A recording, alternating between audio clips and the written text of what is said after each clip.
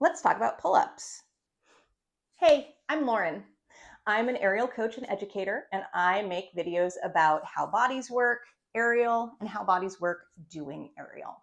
So if you like that kind of stuff, you should definitely like and subscribe to my channel. So I got a question about how the idea of scap wrap relates to pull-ups. I'm going to imagine that this question came from some confusion about some of the cues that are out there in the world about how we engage our shoulders when we're hanging and how we initiate pull-ups. So back in the day, the cue that got used for shoulder engagement was the cue shoulders back and down. And we would do shrugs on our apparatus to warm up our shoulders. So nowadays we know that that cue is not so great biomechanically, and it can actually contribute to overuse injuries in the shoulder. Because shoulders back and down is taking our scapula out of upward rotation, and it also contributes to the humerus wanting to internally rotate, which is not what we want when our arms are in this overhead position. And it tends to push the rib cage forward, which is going to keep us from getting good abdominal and core support. So nowadays, we teach scap wrap for an engaged hanging position. And scap wrap is this idea that our scapula wants to wrap around the sides of our rib cage, encouraging upward rotation of the scapula and external rotation of the humerus. And we know that that's going to be the strongest and most biomechanically supported position when we're hanging from our arms. But how does that relate to a pull-up? The cue shoulders back and down is still commonly used when initiating a pull-up. And you might ask, well, what makes that a better cue for pulling than it does for hanging? And my answer is that it doesn't, it's not.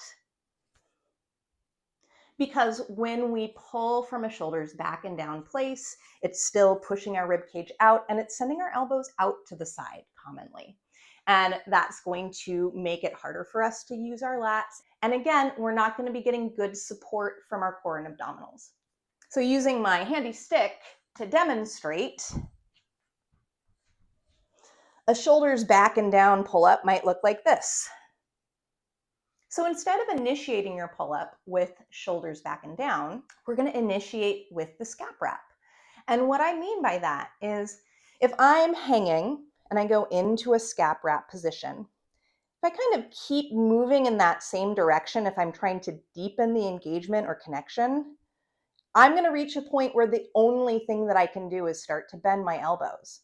And that's going to initiate me pulling, right? That's the only direction that I can go. So I'm thinking about this: armpits in, rib cage back. I keep going, I go, go, go, and oh, my elbows are bending, and then I'm pulling. Yeah? Let's take a look at what that might look like on the pull-up bar. All right, so let's take a look at the same idea now from an actual hanging position. And I've got my bar nice and low so I can keep my feet on the ground because I'm going to go slow and I'm going to talk about it, and nobody wants to do that with full body weight. So here I am hanging, and to start, I'm going to find that scap wrap or engaged shoulder position like this. And there's a sense almost that I'm like trying to push the bar in front of me while drawing the base of my rib cage back. One of the cues I commonly use with this is like you're trying to touch your armpits together in front of your nose. Now, if I start that same motion and then I just try to keep going, I'm going to come up and I'm going to reverse it, thinking about letting my elbows go forward.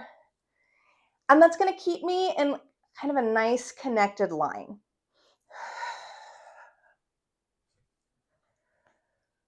So it's a lot different than shoulders back and down, which would look like this. Notice how my elbows wing out to the side more. My back is way more arched. It's a whole lot harder for me to stay engaged through my core when I do that, and I've got a lot less external rotation in my humerus. That means my lats are going to have a much harder time working to support this motion. I'm going to be doing it a lot more with my pecs. So let's give pull-ups a shot, thinking about this different idea, see if it makes a difference, and let me know how it goes.